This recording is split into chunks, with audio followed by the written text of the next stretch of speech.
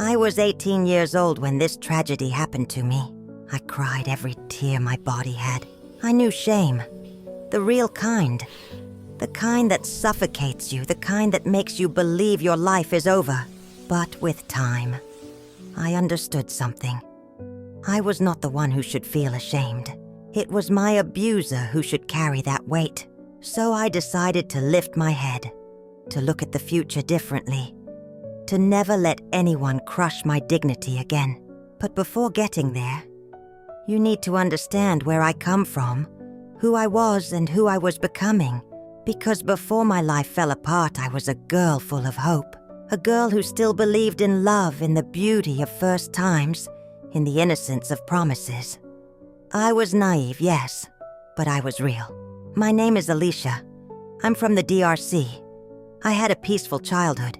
My parents worked in a successful company in the South. We had a house, our habits, our balance. A simple, organized life, but filled with love. In the evenings, we ate together, we laughed, we played cards. It was my little bubble, my world. I was 16 when everything changed. An ethnic war forced us to flee overnight. I saw people fall. I saw people being beheaded with machetes, houses burning, terrible atrocities. We left everything behind. The house, the clothes, the furniture, but we survived. All we had left was life, and the courage to start over from zero in my parents' home province. I still remember the day we left. My mother holding my hand so tightly it hurt. My father keeping his head high, though his eyes shimmered with fear. And me, looking back one last time, leaving behind my entire childhood. We were new in the city where we arrived. Everything was new for us. Life was hard, but I held on. The memories of the ethnic war haunted me. I told myself all this had a meaning, that God never abandons those who walk with a pure heart. Until one day, I had a meeting that would change my life, one that made me forget the bad memories. One day, while coming back from school, a man walked past in the opposite direction. Our eyes met, and I felt my heart tremble. Love at first sight. I had only heard that expression in songs. That day I lived it. I remember the sunlight that day, the light dust floating in the air, the sound of children playing, and him, Sammy, walking calmly as if the world belonged to him. "Hello," he said softly. His voice was calm, respectful, almost shy. "Hello," I replied timidly, and that simple word changed my entire life. At that time, there were no mobile phones yet, so he asked me, with great respect, "I really want to talk to you, but I don't want to approach you in the street. May I know where you live? I will come to see you at your home." I was touched by his politeness. Most boys played hide and seek in the alleys. Sammy chose the path of honor.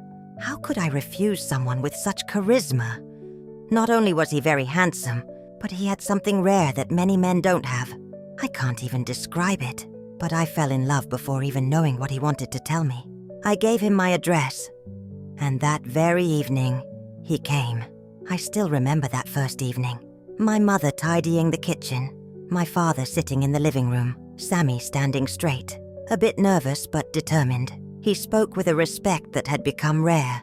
He looked my parents in the eyes, choosing his words carefully, and I watched him, my heart racing, wondering how a boy could be so gentle. We got to know each other day by day. He came every midday to wait for me after school. We walked home together.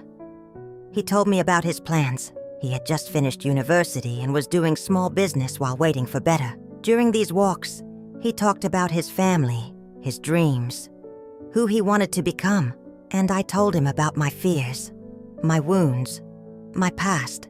He listened to everything, truly everything. And sometimes he would take my hand, just for a few seconds, as if to say, "I'm here. You're not alone." He introduced me to his family and the connection was immediate. I got along very well with my future in-laws, and I was very appreciated by his whole family. After a few months, he asked for my hand. I didn't think twice. It was a direct yes. My parents asked him to wait until I turned 18, the legal age for marriage, and until I got my state diploma. He accepted. We loved each other, but we had promised ourselves respect, distance, and patience until marriage. I trusted him. At his home, I felt safe. He never forced me, never pushed me. Everything seemed perfect. I could stay at his house all day and he would never ask for anything.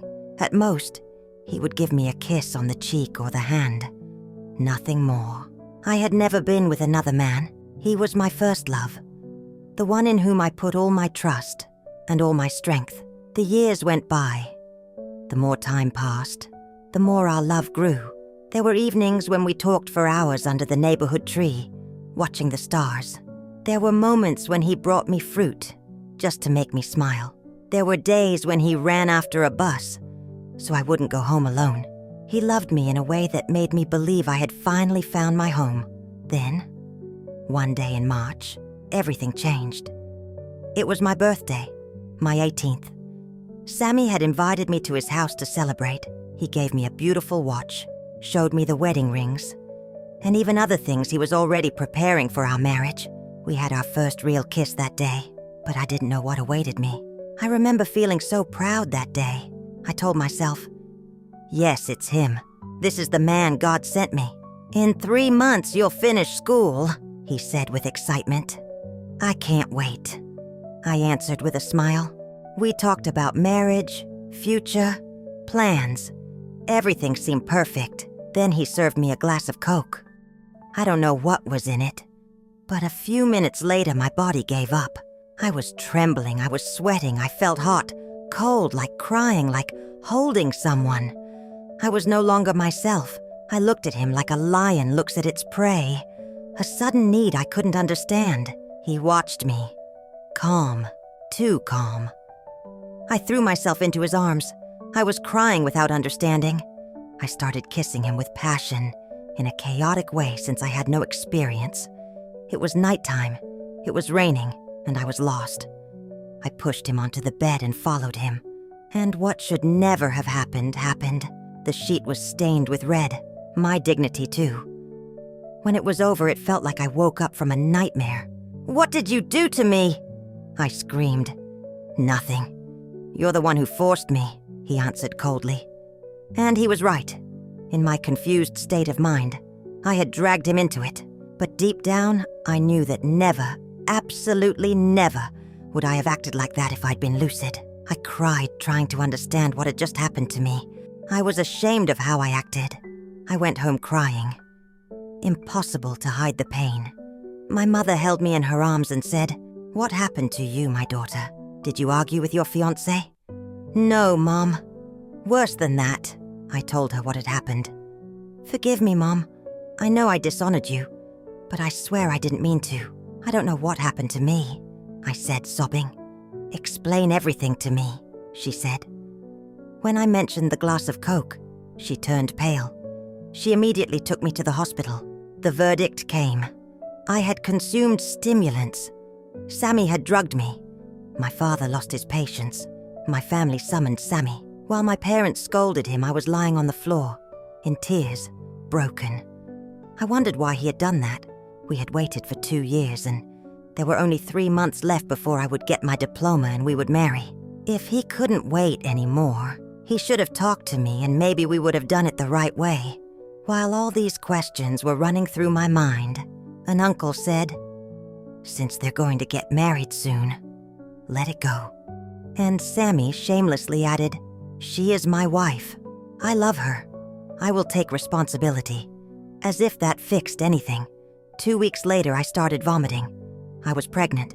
It was already April, 2 months before my state exam.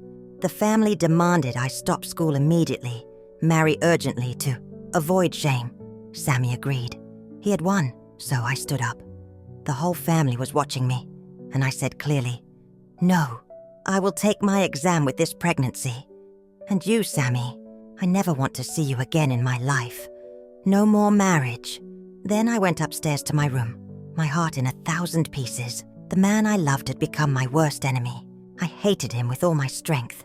By the grace of God, I got my diploma. A few months later, I gave birth. I never allowed Sammy to see the child.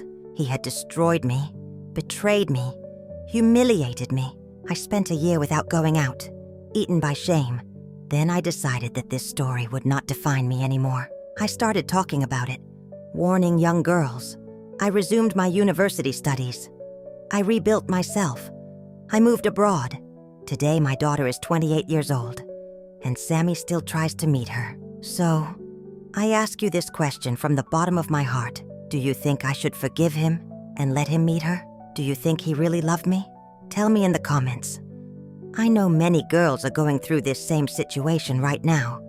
That's why I ask you to share this story as much as possible, to raise awareness. Thank you for your time.